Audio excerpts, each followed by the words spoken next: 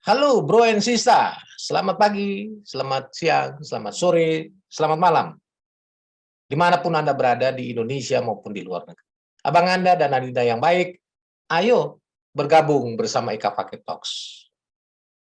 Merajut potensi alumni untuk kebangkitan FKUKI. Silakan simak perbincangan berikut.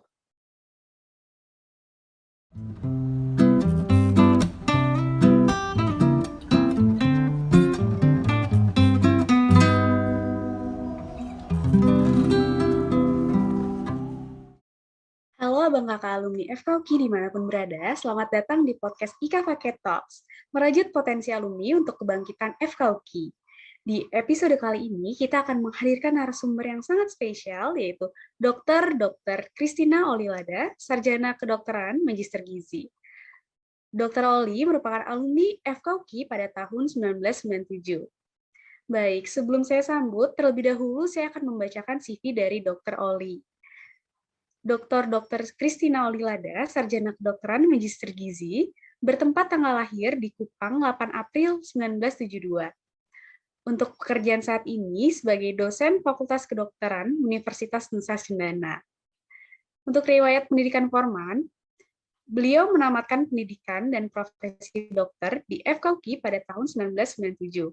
Dilanjutkan dengan program studi Magister Ilmu Gizi di Fakultas Kedokteran Universitas Indonesia pada tahun 2008, serta menamatkan program studi doktor ilmu gizi Fakultas Kedokteran Universitas Indonesia di tahun 2018. Beliau juga aktif dalam publikasi karya ilmiah, dan ada sekitar kurang lebih 20 karya ilmiah yang beliau publikasi dalam 5 tahun terakhir. Selain itu juga, beliau aktif dalam pemakalah seminar ilmiah. Selanjutnya, dalam pengalaman organisasi 5 tahun terakhir, beliau adalah merupakan anggota Ikatan Dokter Indonesia Cabang Nusa Tenggara Timur pada tahun 2005 sampai dengan sekarang. Lalu beliau juga anggota Perhimpunan Dokter Gizi Medik Indonesia pada tahun 2017 sampai sekarang. Lalu beliau juga sebagai Ketua Perhimpunan Dokter Gizi Medik Indonesia Cabang Nusa Tenggara Timur pada tahun 2018 sampai 2021. Beliau juga merupakan Sekretaris Umum Perhimpunan Dokter Umum Indonesia pada tahun 2019 sampai dengan tahun 2021. Dan beliau juga anggota The International Developmental Origins of Health and Disease Society pada tahun 2019 sampai dengan 2021. Untuk jabatan struktural, beliau merupakan Ketua Program Studi Pendidikan Dokter FK Undana pada tahun 2009 sampai dengan 2011. Lalu beliau juga merupakan Wakil Dekan Bidang Administrasi Umum dan Keuangan pada tahun 2010 sampai dengan 2013. Lalu dilanjutkan dengan beliau juga Dekan Fakultas Kedokteran dan Kedokteran Hewan pada tahun 2022 sampai 2026. Baik, tanpa menunggu lama, mari kita sambut Dr. Oli. Halo Kak Oli. Selamat sore, salam sejahtera untuk kita semua, salam sehat, para alumni FKUKI dan juga para Civitas Akademika FKUKI. Senang bisa bertemu kembali. Perkenalkan saya Christina Olilada yang saat ini bertugas di Fakultas Kedokteran dan Kedokteran Hewan Universitas Nusa Cendana di Nusa Tenggara Timur, jadi di bagian ujung dari Indonesia. Dan saya angkatan di UKI itu tahun 1990. Baik Kak, kira-kira apa saja sih Kak kegiatan Kakak saat ini, terutama di masa pandemi ini Kak? Saat ini kegiatan sehari-hari sebagai dosen, ya itu di masa pandemi ini mengajar, terus kemudian tentunya online dan sempat kami melakukan hibrid offline dan online, tetapi karena kasus Omikron ini naik lagi jadi kita melakukannya secara online, full online. Selain itu juga sebagai dosen kita harus melakukan tugas tridharma, yaitu penelitian dan pengabdian. Yang berikutnya adalah saat ini kebetulan saya diberikan tugas amanah sebagai Dekan Fakultas Kedokteran dan Kedokteran Hewan di Universitas Nusa Cendana di Kupang. Dan tentu sebagai seorang pimpinan yang diberikan amanah tersebut, tugas utama adalah saya harus memperhatikan akreditasi. Karena dengan akreditasi itulah kita bisa mempertanggungjawabkan kualitas pendidikan dan juga tugas tridharma yang dilakukan di institusi tersebut. Dan dengan akreditasi juga itu sebenarnya kita mendapat banyak keuntungan, reward dari Kemenristek-Dikti karena kita juga bisa mempertahankan atau bisa meningkatkan akreditasi kita. Tentu juga dengan adanya akreditasi kita semakin meningkat, kita juga punya bargaining position untuk bisa menerima jumlah mahasiswa lebih banyak.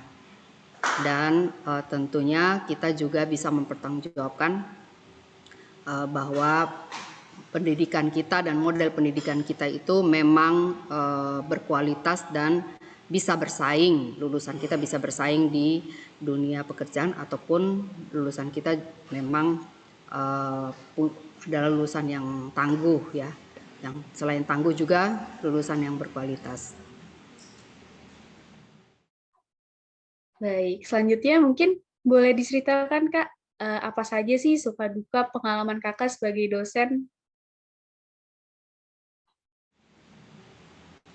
Nah, sebagai dosen suka dukanya tentu ada, dan kalau menurut saya pribadi, karena saya memang suka berinteraksi dengan orang lain, terus kemudian dengan mahasiswa juga, lebih banyak sukanya daripada dukanya. Karena dosen itu selain mengajar, dia juga membagikan kemampuannya. Nah, ketika dia membagikan ilmu pengetahuan, skillnya itu tentu dengan sendirinya juga akan meningkat. Karena kan kita memang harus baca lagi, harus mengupgrade kita punya pengetahuan dan keterampilan. Jadi saya senang menjadi seorang dosen sehingga memang ada dukanya, tetapi justru karena menikmati ya, jadi tidak merasakan ya. Baik Kak, untuk selanjutnya mungkin kita akan flashback dulu nih Kak ke masa-masa zaman preklinik di FKUKI. Kira-kira selama menjadi mahasiswa FKUKI nih Kak, ada nggak sih Kak pengalaman yang menarik yang masih teringat nih sampai sekarang? Nah, selama menjadi mahasiswa FKUKI, hal yang paling diingat adalah ketika kita baru diterima, dulu masih ada istilah ospek. Nah, itu sampai sekarang kalau kami reuni itu jadi memori yang sangat menyenangkan, walaupun dulu itu kita menghadapinya dengan cemas, harap-harap cemas begitu ya. Tetapi itu menjadi cerita yang sangat menyenangkan dan selalu mengundang senyum atau mengundang tawa.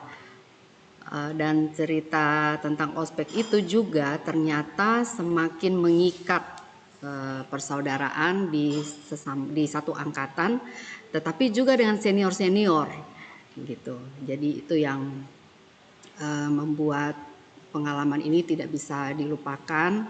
Selain itu juga ketika kami mulai masuk ke pendidikan profesi. Nah, di situ kami banyak berinteraksi dengan dokter-dokter di pendidik klinik di rumah sakit ya, karena kita harus belajar keterampilan. Kalau sekarang kan sudah lebih model pendidikannya beda ya dengan yang dulu. Tetapi di situ ketika kita mau masuk koas itu kesempatan yang sangat baik karena kita juga berkenalan dengan lingkungan di rumah sakit, dengan dokter-dokter. Nah, disitulah kita mulai merasakan kehidupan sebagai seorang dokter itu nanti seperti apa gitu. Dan hal yang juga tidak kalah menarik dan selalu saya ingat adalah masa-masa koas dulu, ketika ada kasus-kasus yang kita harus follow up terus tapi teman-teman lain juga ikut mendukung, bersama-sama kita saling membantu. Oke Kak, pasti banyak ya Kak pengalamannya. Mungkin selanjutnya nih yang merupakan pertanyaan terakhir juga nih Kak dari kami. Kira-kira apa saja nih pesan-pesan Kakak untuk alumni FKUKI, baik yang baru lulus ataupun pesan-pesan Kakak untuk mahasiswa FKUKI pada saat ini nih Kak? Baik, untuk adik-adik mahasiswa yang masih menempuh pendidikan di FKUKI, baik itu pendidikan akademik maupun pendidikan profesi, ada satu pesan yang sangat sederhana yang bisa kalian pegang selalu untuk bisa cepat menyelesaikan pendidikannya, karena sekarang itu lebih dipermudah ya, jadi masa pendidikannya lebih pendek dan yang menguntungkan adalah sejak begitu masuk Anda sudah dianggap sebagai calon dokter. Jadi sudah pegang stetoskop, itu keuntungan besarnya. Nah, manfaatkan keuntungan ini dengan sebaik-baiknya dengan belajar mandiri. Jadi harus fokus. Karena sekarang ini godaannya cukup berat dan saya mengakui itu ya. Tetapi kalau kita fokus maka kita bisa menyelesaikan tepat waktu. Belajar mandiri itu poin penting karena memang metode pembelajaran saat ini di Fakultas Kedokteran di hampir seluruh Indonesia dan bahkan di dunia itu adalah metode pembelajaran orang dewasa yang harus menggali sendiri permasalahannya dan menggali sendiri ilmunya. Dosen itu tugasnya mengarahkan. Jadi tetap giat belajar, dan belajar itu sebenarnya menarik sekali karena kita belajar tentang tubuh kita sendiri, tentang ciptaan Tuhan yang paling mulia.